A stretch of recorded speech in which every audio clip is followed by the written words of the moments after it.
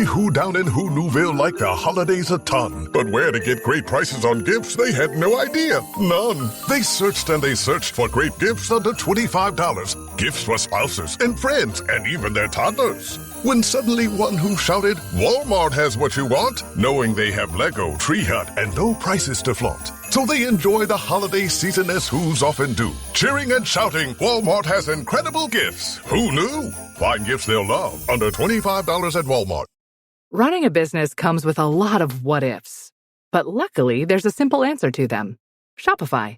It's the commerce platform behind millions of businesses, including Thrive Cosmetics and Momofuku, and it'll help you with everything you need. From website design and marketing to boosting sales and expanding operations, Shopify can get the job done and make your dream a reality. Turn those what-ifs into... Sign up for your $1 per month trial at shopify.com/special offer. People have said to me, oh, it's interesting, not so many people are writing about, espionage genre about China, or you don't see so much of that on television. It's all about Russia, or it's all about the Middle East. And yes, I'm struck by that too, because for me, I think that the most globally relevant thing that will happen in geopolitics is going to take place in the Asia-Pacific, and it will be about China, and it'll be about the US, and Australia is right in the middle of that, and the flow-on effects will be felt in the UK and across the world. But no one is really wanting to focus on that.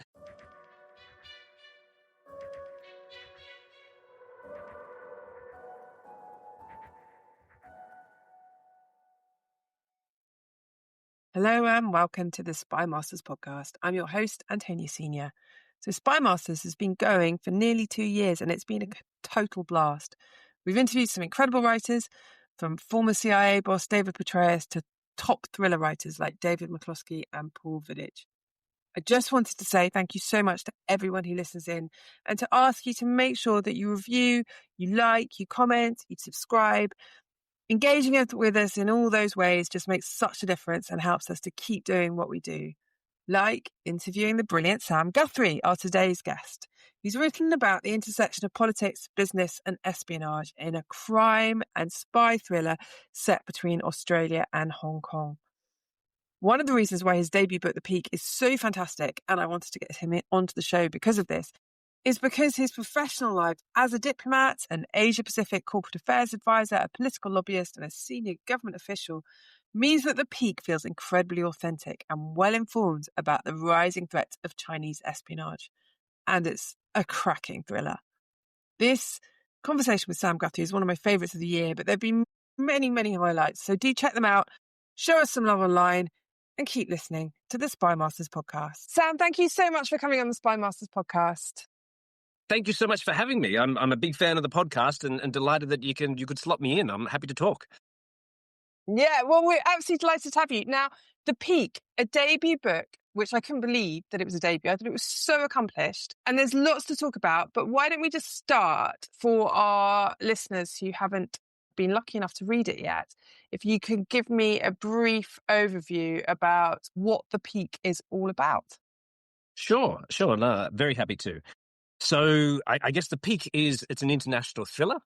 It's set in Hong Kong, in Beijing, in Shanghai, and in Australia's political capital in Canberra. It's a political thriller, but it really at its heart, it sort of circles around this love triangle that began back in 1997 during the handover of Hong Kong from British sovereignty to the People's Republic of China. Two young school friends from Australia, Sebastian and Charlie, they travel over there for the handover and they fall in love with a young Chinese woman called Chloe. And there's a, love rivalry that really tests the loyalty of the friendship between the two.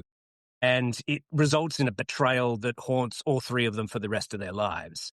But the book itself actually starts about 30 years after that. We're in Parliament House in Australia, the seat of power in Australia. Sebastian is now a senator and a deputy minister for foreign affairs. Charlie is his chief of staff, the guy that does the knife work in the dark, or the politics in the back room. And this one morning, Sebastian receives a 3-word message from Chloe's father. And he does something on receiving that message, which is so horrific, so awful, that his best friend Charlie needs to spend the rest of the book trying to work out what the hell made him do what he did.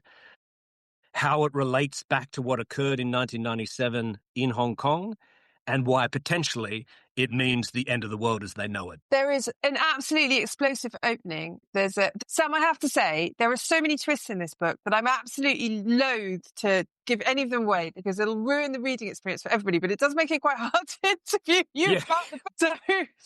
So there's this wonderful set piece that opens up where Charlie is left, as you say, kind of thinking about his past, but he's also quite an unreliable narrator. And I thought the way you handled that was just absolutely brilliant. You're never quite sure where you are with Charlie.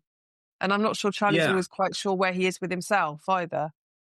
I think that's right. I mean, I love this sort of spy fiction, which Le Carré personifies, where you have all of these things in geopolitics taking place. You have all the twists and turns, and you have the momentum, and you move through a story very, very quickly. But at its heart, it's about characters, and it's about complex and really flawed characters and the relationships that they have, particularly with people that they love or that they care for.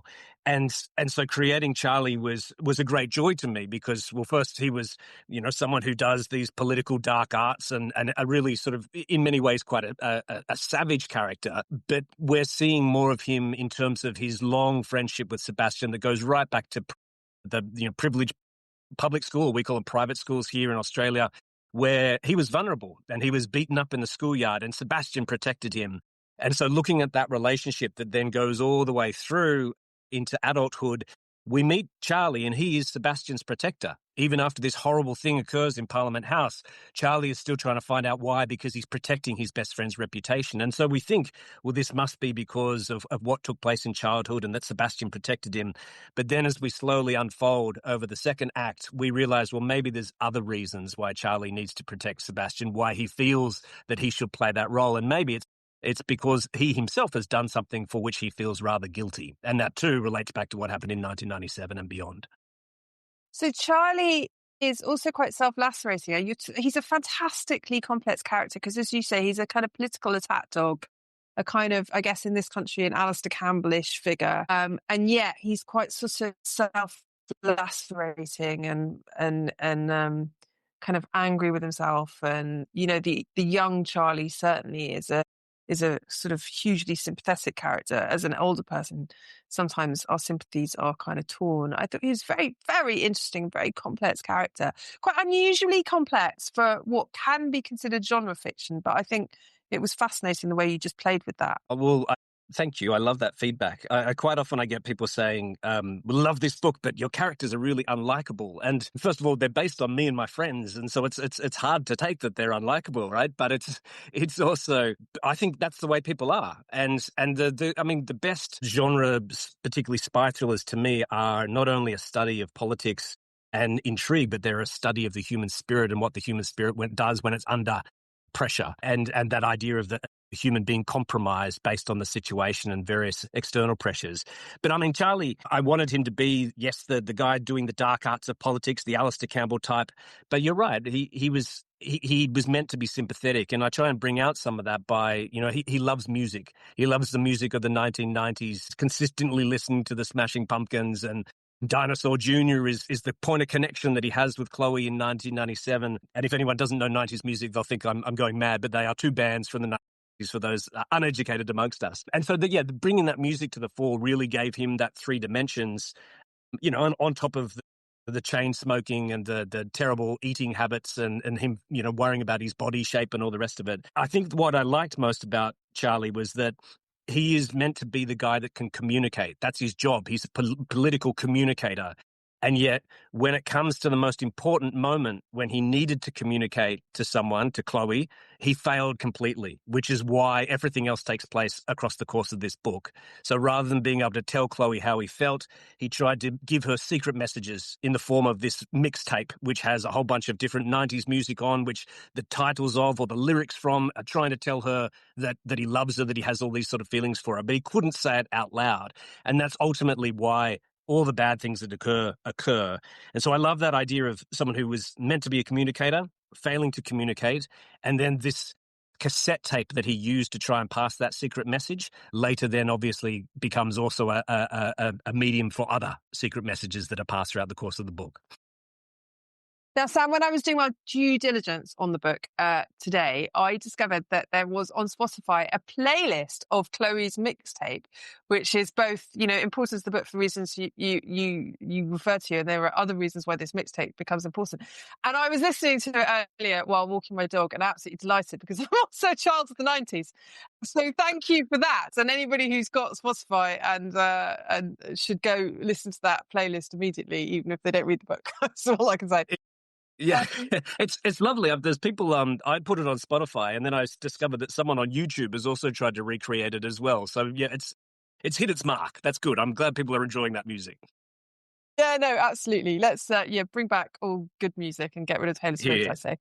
So a lot of the conversations, a lot of the action in the book, in the kind of modern day bit, obviously there's lots and lots of flashbacks to the past, take place in an interview that Charlie is undergoing with Australian counterintelligence, and it's very well done, very claustrophobic, very intense. Now, I wanted to ask you, Sam, because obviously this book is hugely informed by your own professional career, because this is, you're a debut writer, you've done many things. Can you just fill us in a little bit about the kind of professional life that you've led up to this point that allowed you to kind of bring all these different strands together into one book? Sure, yeah. So I've worked for about 25 years in international relations. A lot of that was as a trade envoy, so going into places like China and developing business, engaging with government. I was a Deputy Consulate General in the Australian Consulate in Hong Kong during the period of just before COVID, when there were all those Hong Kong protests, and saw that up close, and there's a degree of that reflected in the book. And I've been a senior government official back here in Australia where, the interaction with the security agencies, with ministerial officers, and with some of those big issues like Australia's relationship with China, like national security more generally, and its interface with business. So that combination of national security versus trade is something that I've worked at, that sort of nexus for about 25 years. And so that was why I really wanted to bring out that element in the book, both the China overlay, but also what countries and what people do when they're making the balance between those questions of national security versus economic security or trade or business. And we see a few of those sort of trade-offs taking place in the UK right now. So I think it's quite a relevant and timely story to tell. It's incredibly relevant, incredibly timely. And I think that nexus between business, government and espionage is absolutely crucial at the moment, and especially in understanding what's going on with China. And so I was reading a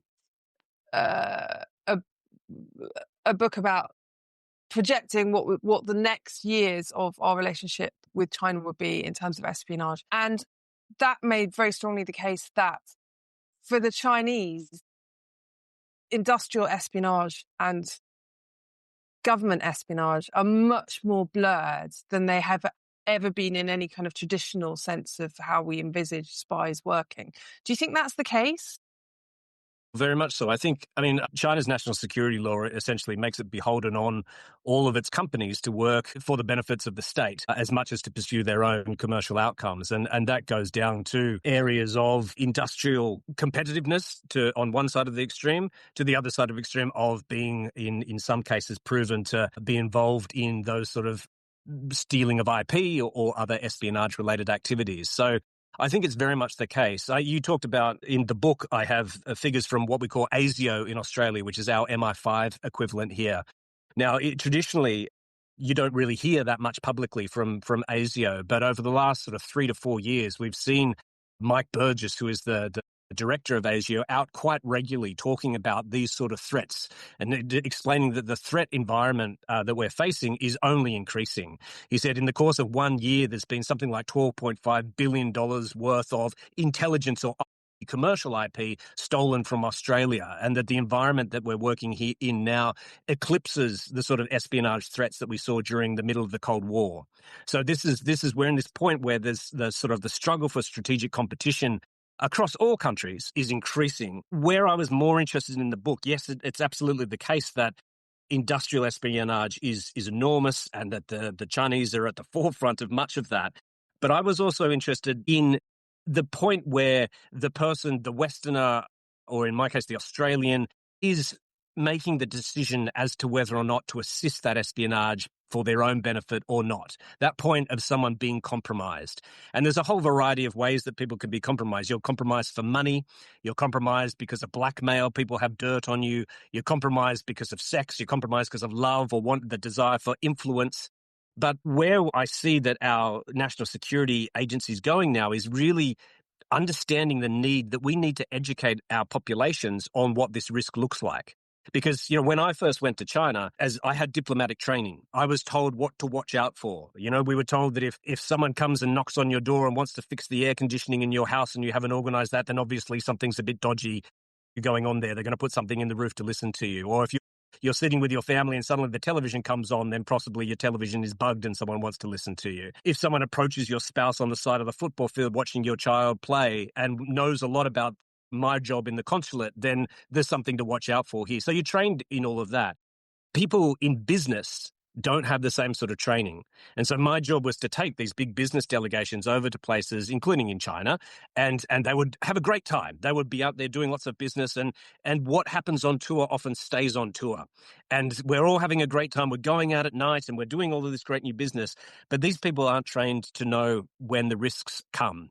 And so, I tell stories about, I'm the person that gets the phone call from someone in the middle of the night from the delegation who says, I've brought someone back to the hotel room and now she won't leave. Or someone will talk to me in the morning and say, in my hotel room, I can see that there's a video camera behind the bathroom mirror.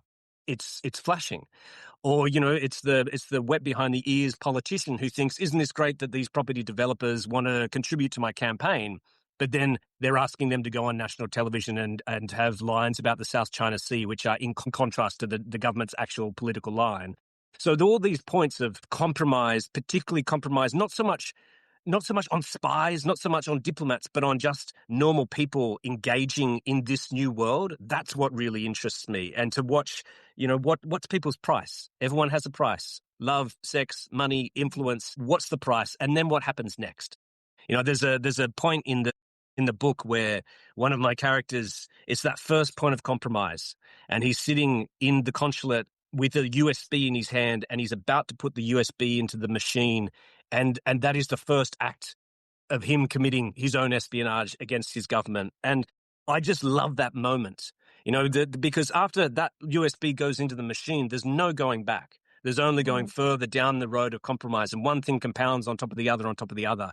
And so for me, I'm not particularly interested in car chases and exploding pens and James Bond and all of that. It's more about what happens to humans at that point of compromise. And because that's where the real world's up to. And that's what our security agencies are really concerned about. It's completely fascinating. I read a brilliant news article talking about kind of against young tech bros in Silicon Valley. And basically the payoff line was a security expert such as yourself saying, here's one rule you could follow, tech bros. If the young Chinese lady who finds you incredibly fascinating is considerably hotter than you, she's probably a spy. I thought that was brilliant. Yeah. Park the ego and just try and think rationally for a moment. Take a deep breath. Yeah. I'm sure you're very handsome and attractive to yourself, but just think about this. Yeah. No, absolutely. No, more, I think more now than ever. But of course, there's different levels to this too, right? Like, so there's what happens in a bar on in my book on Maominglu in Shanghai, and people making bad calls because they're honey trapped or whatever. But it's also at the highest point of government. In Australia, around 2016, 2017, the Australian government brought in national security laws around foreign interference. And the point of these laws was to be able to say things, to me, really quite basic things, like if you've been an MP in Parliament, you can't walk out immediately and start representing a foreign company that's state-owned or linked to a foreign government without declaring it. So quite basic. They wanted to do things like ensure that there wasn't a focus from foreign players on how do we weaken Australian institutions, how do we influence a lower social cohesion in Australia. So there were basic laws doing sensible things. The amount of pushback that occurred in Australia because of that, it was enormous. It didn't just come from China or from other foreign actors who didn't like those laws. It came from business. So business in Australia were actively lobbying the Prime Minister's office saying, you can't do this because it will make our major trading partner angry. And so you have this trade-off between a very sensible and somewhat straightforward series of laws to ensure that foreign interference doesn't impact negatively on our democracy, very basic, straightforward laws, versus those who say, yeah, but that might make us turning a buck, doing good business, having a trade relationship, that might make it more difficult. So in Australia, particularly because China is our major number one trading partner by a long shot. And so getting that balance right between those two things, that to me is really fascinating, as well as the individual getting picked up by the beautiful woman in a bar.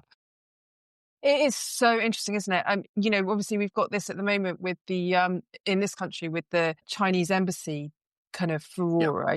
Should the government give permission for it or should they not? And it's that balance is really, really difficult because I think it is possible to argue that maybe about 2018, 2017, the point at which the Australian government brought in these rules, there was possibly a level of naivety even amongst sort of, people who should have known better about the level of potential bad faith actions from China, shall we say. But that naivety is not there anymore, I don't think. But what is still there is this constant battle between our economic dependence on China and our economic interests in China and our national security. And it's really interesting because it's so different from the Cold War, because during the Cold War, obviously, we weren't economically dependent on the people we were spying on and who were spying on us. And this is a whole new world. Oh, Hilton stay, your beds are soft and cozy. No lumpy couch, no stiff futon, no shower line at crack of dawn. Oh, Hilton stay. When you want holiday comfort you can count on, it matters where you stay. Enjoy comfortable rooms and friendly service when you stay with Hilton instead. Save up to 25% this season when you book with Hilton. Hilton for the stay. Terms apply. This holiday, discover meaningful gifts for everyone on your list at Kay. Not sure where to start? Our jewelry experts are here to help you find or create the perfect gift, in-store or online. Book your appointment today and unwrap love this season, only at Kay. Yeah, that's exactly right. I mean, people have said to me, oh, it's interesting, not so many people are writing about, espionage genre about China, or you don't see so much of that on television. It's all about Russia, or it's all about the Middle East. And yes, I'm struck by that too, because for me, I think that the most globally relevant thing that will happen in geopolitics is going to take place in the Asia Pacific, and it will be about China, and it'll be about the US, and Australia is right in the middle of that, and the flow-on effects will be felt in the UK and across the world. But no one is really wanting to focus on that. There's a reason to that, which is no one is going to boycott or have a commercial impact on your production company if you're having a spy show on TV about Russia or about the Cold War or even about the Middle East. But there is potentially economic coercion related to people telling these sort of stories, which are factual and very much in the common discourse about the sort of threats that we're talking about here. There is blowback that commercially will need to be considered by a publishing house or by a production company. So that's sort of the risk between being able to talk openly about this stuff and being really aware of blowback is, I think, always current. Another example is in Australia, a couple of years ago, there was a newspaper series that a number of experts in Australia did. It was called Red Alert. And the idea was they wanted to consider what would happen if China invaded Taiwan. What would the scenarios look like? What would China do? What would Taiwan do? What would the US do? And what would Australia do? It was a really interesting piece. It was a little bit maybe overblown in some of the analysis that they did, but a worthy thing to report on and to get people talking about.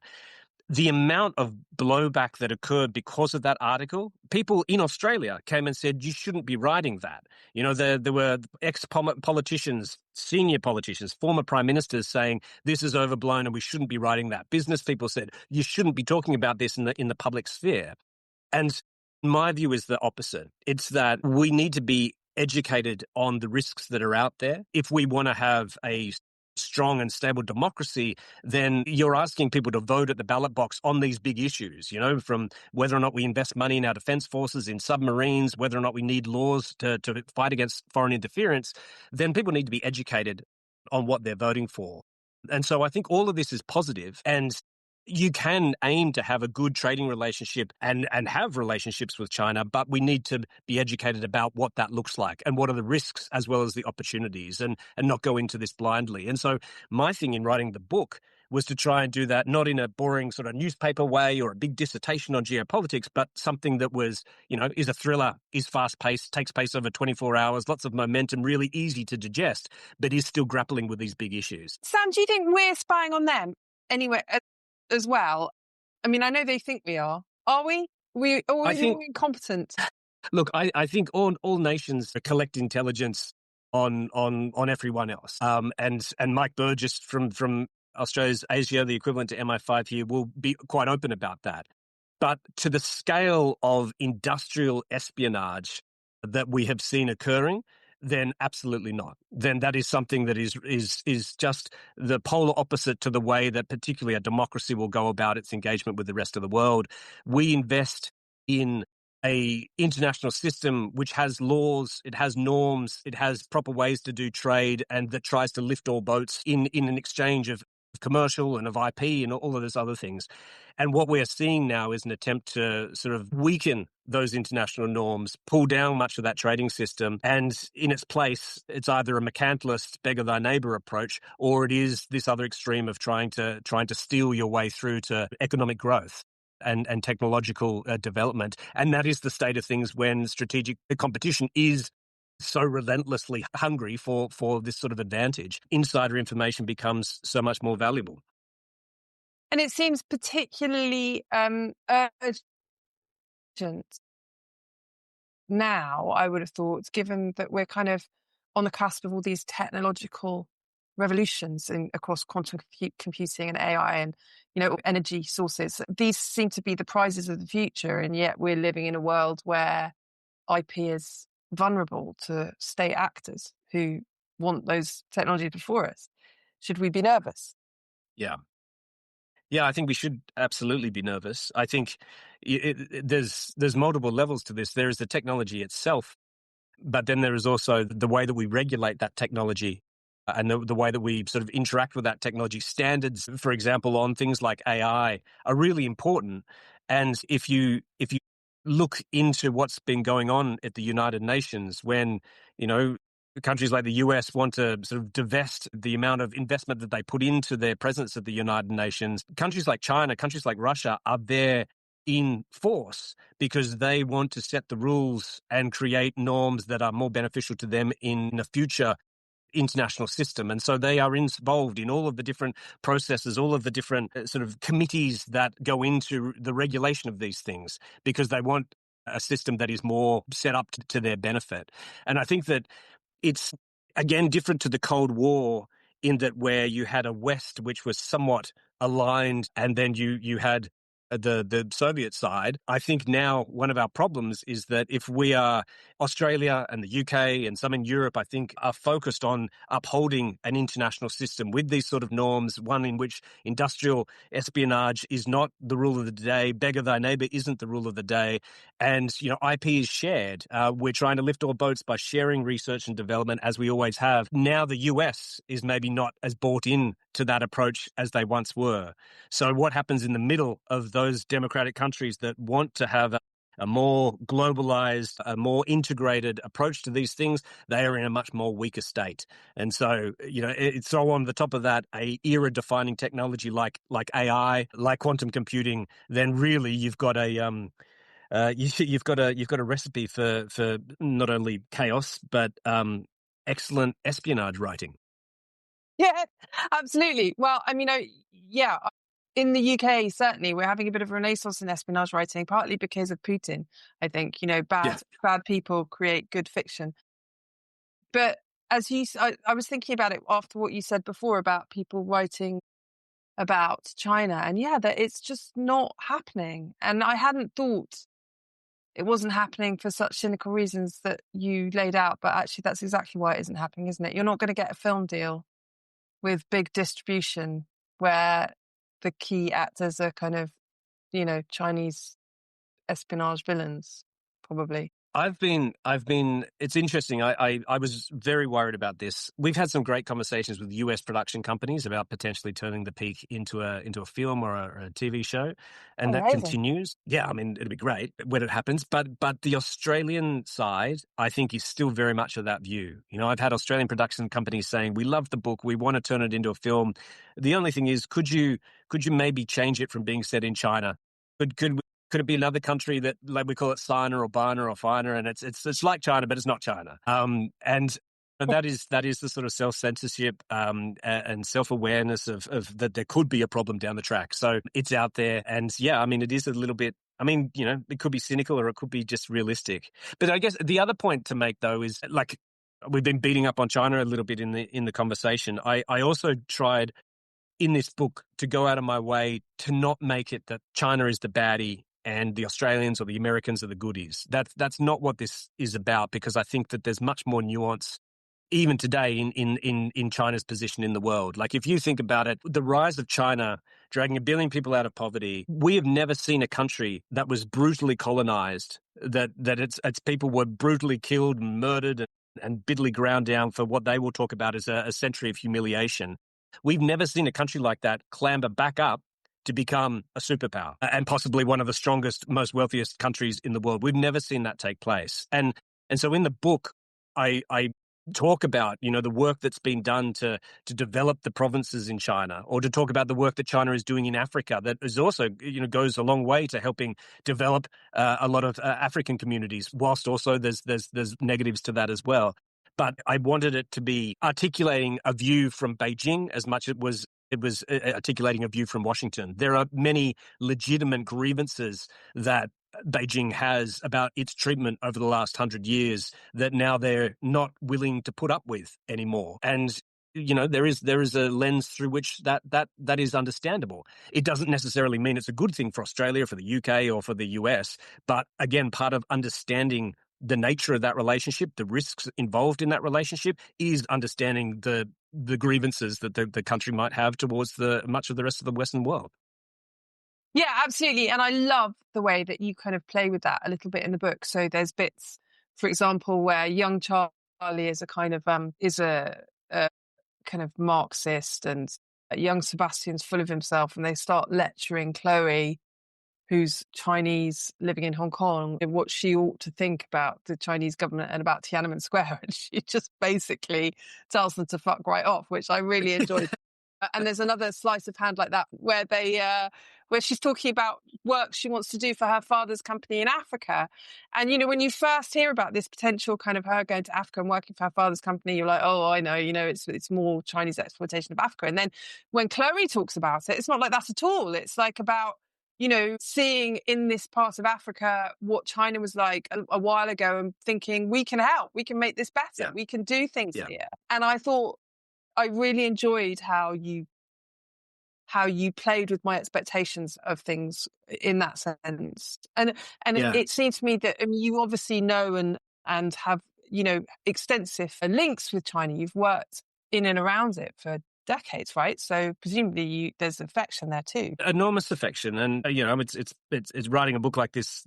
One of the stupid things about writing a book like this is I probably won't be going back to Hong Kong or mainland China anytime soon. But the book does come out of a place of affection. And my favorite character in the book is the character of Chloe. I didn't just want her to be, you know, the vulnerable victim of the story, but she's an engineer. She wants to learn, like her father, how to, you know, make bridges across the sea. She's so admirable about the work that was done in Shenzhen in land reclamation to create this thriving metropolis that is driving now technology forward for both China and the rest of the world. She wants to deploy that sort of know-how to raise many communities out of poverty in Africa.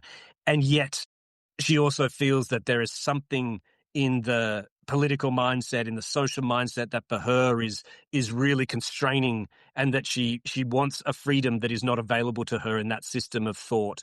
And so that's why there is this sort of tug of war between her to her father's world and her to the world that Sebastian tries to bring her towards. Yeah. So I wanted to make that struggle really clear and wanted to ensure that it wasn't just the goody baddie thing, because I don't think that serves anyone particularly well. Yeah, and it's boring to read because it's, nuance is where the story is and things like this. And as I say, I thought it was beautifully done. So, Sam, are you writing more books? Are we going to be seeing, because this is your debut, I hope we're seeing many more. What's the plan? You're very kind. You're very kind. Look, I'm writing more. So HarperCollins have been very kind and asked for a couple more. And so now I'm in that terrifying second book thing where you're damned with your own success. So the peak did well, and now I need to keep it up for a second one. It won't be a sequel, but it'll be, and maybe I'll come back to the characters from the peak in a bit further down the track. But this will be in a sort of a similar approach, big geopolitical issues in the backdrop, flawed characters in the front. Maybe there'll be a few sort of periods or cameos with the peak, but it won't be a sequel. It's a little bit closer to your part of the world, so it does start in London, and there'll be a little bit of Europe in there as well as a little bit of Australia and China still, because that's my thing. I'm about halfway through, so I've got to deliver a manuscript by February. So please think of me. Yeah, happy Christmas there, Sam. Yeah, that's right. I did actually, I loved the Australianness of it. I thought that was really fascinating because it was a real insider's view into, a country I'm afraid lived in very briefly, but I didn't know in any sense. And I thought that was wonderful. Now, Sam, can I press you? I want to hear, so obviously you mentioned John le Carré right at the beginning of our conversation. But when you're writing a book like this and a debut like this, most authors have some people in their minds. Who are the sort of top three writers that you carry with you as you're embarking on your own project? So le Carré is absolutely up the top of the pops, and I'm not sure how familiar you are with the book The Perfect Spy, but what le Carré tried to do in The Perfect Spy, did with enormous success, was to not only tell a wonderful espionage tale, but also to ventilate some of the things from his youth, about his father, about the relationships with his mother and so forth. And so that was very much the mark that I was aiming for with this. Took a lot of inspiration from that, both in form and content. I also I'm a big fan of Charles Cumming. I think Charles is one of the greatest, more sort of recent espionage writers, and really enjoy his work. It came to him a little bit later, but he's certainly a go-to to some degree now in the books to come. I love a writer like Lawrence Osborne. I think he is excellent, and particularly in his sense of place. Graham Greene is where it all began for me. Graham Greene led to le Carré, and then Dayton, and then all the way through to Mick Herron. But then I'm a bit odd because in writing a book like this, I don't want to just read espionage writing. Like I want to read beyond that. And so strangely, I read a lot of Iris Murdoch throughout the writing of this. Yeah, and there's something about her writing which is, it's political, it's got beautiful prose, but the psychology that she brings to bear in her work is just, I think, stunning. And for me, sort of part of the lifting up the heads of my characters and getting inside them and drawing that out, I think was a little bit influenced by Iris Murdoch. Every time I tell anyone that, they think, I'm mad and how the hell is Iris Murdoch in the peak? But it's absolutely in there. No, I could see that. I can buy that. Absolutely. Oh, perfect. You're my perfect reader in that case. Thank you. Well, listen, on that note, Sam, I'm going to take Perfect Reader and I'm going to go away with it and hug it to me. So on that note, I'd just like to say thank you so much for coming on the Spy Masters podcast. Thank you. No, thank you for having me. It's a great honor and a privilege. As I said, I love the podcast, so I'm honored to be amongst your guests. Thank you so much. Thank you.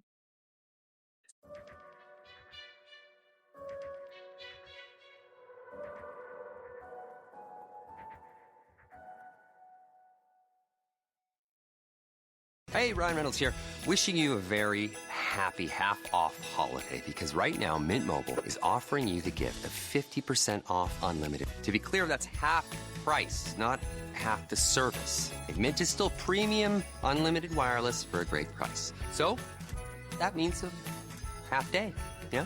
Give it a try at mintmobile.com/switch. Upfront payment of $45 for 3-month plan, equivalent to $15 per month required. New customer offer for first 3 months only. Speed slow after 35 gigabytes if network's busy. Taxes and fees extra. See mintmobile.com.